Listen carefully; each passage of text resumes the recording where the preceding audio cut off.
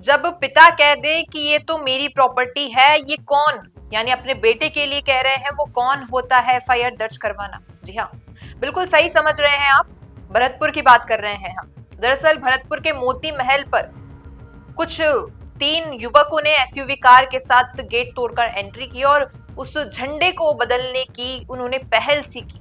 पता ही है आप सभी को कि 21 तारीख को किस प्रकार जाट समाज ने एक मुहिम, हम कहें, उसकी घोषणा की थी, लेकिन वहां के जो महाराजा है विश्वेंद्र सिंह, उनके कहने पर वो सब नहीं हुआ। लेकिन फिर भी सरकार ने अपने स्तर पर काम किया और पूरे, हम कहें, पूरे उस क्षेत्र में नाकाबंदी रही।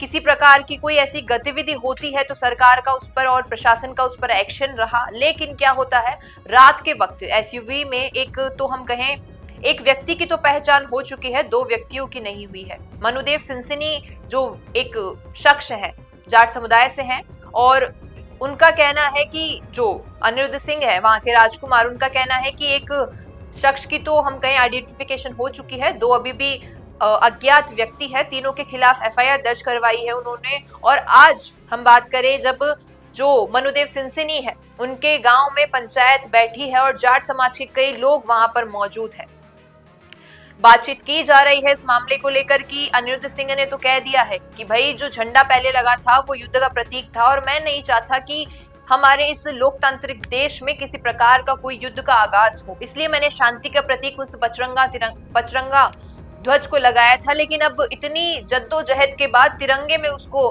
बदल रहा हूं और तिरंगे से किसी को आपत्ति नहीं होनी चाहिए। इस पर भी जाट समाज कहता है कि आपत्ति नहीं है तिरंगे से, लेकिन जो पहले ध्वज था समाज का, उस ध्वज को वापस मोती महल पर लगाया जाए। और अगर ऐसा कुछ नहीं होता है तो बड़े स्तर पर इसके लिए आंदोलन किया जाएगा, लेकिन ध्वज तो बदल कर रहेगा, क्योंकि रियासतकालीन ध्वज है और उसे बदल दिया तो कहीं ना कहीं समाज की भावनाएं आहत हुई है। लेकिन अनिरुद्ध सिंह का कहना है कि नहीं, मैं तो उस समाज से नहीं हूं, हमारा तो ओरिजिन ही करौली के जादौन परिवार से है, हम तो राजपूत हैं। और यहाँ पर अब पिता का भी एक अपोलॉजी लेटर आ गया था, लेकिन अब उस पर क्या हुआ, पिता ने कह दिया है कि भाई ये प्रॉपर्टी मेरी है, मैं यहाँ का महाराजा हूँ, मैं एफआईआर दर्ज करवाता हूँ अगर मेरी प्रॉपर्टी को कोई हानि पहुंचती है। महल से करीबन 500 मीटर दूर ये घटना हुई थी, जहां पर गार्ड तैनात थे, और जब गार्ड ने पीछा किया तो वो आरोपी भाग निकले क्योंकि अंधेरा काफी ज्यादा था।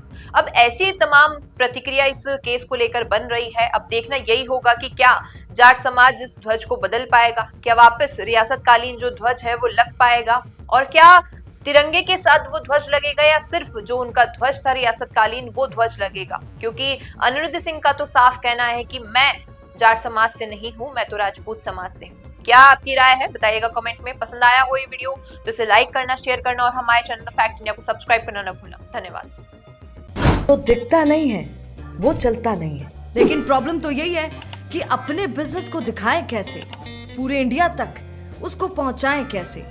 अगर आप भी ऐसा ही कुछ सोचते हैं तो समझिए आपकी समस्या दूर हो गई। जी हाँ, अब फैक्ट इंडिया न्यूज से आपके विज्ञापन, आपके पॉडकास्ट, आपके रियल एस्टेट प्रोजेक्ट्स, आपके बिजनेस को पूरे राजस्थान में पहुंचाने का एक बेहतरीन मौका आपको मिल रहा है, जहां पर आप 480 लाख प्लस सब्सक्राइबर्स और 10 करोड़ से ज्यादा टोटल न्यूज वाले चैनल में पहुंचा सकते हैं अपनी बात हमारे यानी फैक्ट इंडिया के साथ। अधिक जानकारी के लिए व्हाट्सएप करें।